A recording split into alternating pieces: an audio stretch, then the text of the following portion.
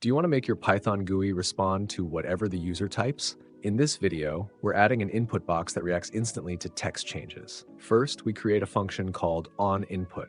This function will run every time the user types something into our input box. It takes the current text, which DearPyGui passes to us as app data, and simply prints it to the console. That means as you type, each new change appears immediately in your terminal. Then we create a window labeled Input Example and place an input text field inside.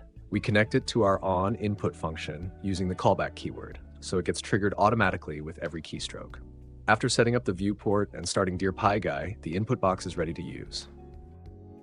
Now, if I type turtle code into the box, you'll see each letter show up one by one in the console, exactly as I type it. In the next video, we'll take this even further by working with multiple inputs and using the data inside our GUI. If you enjoyed this, please like, subscribe, and stay tuned for more.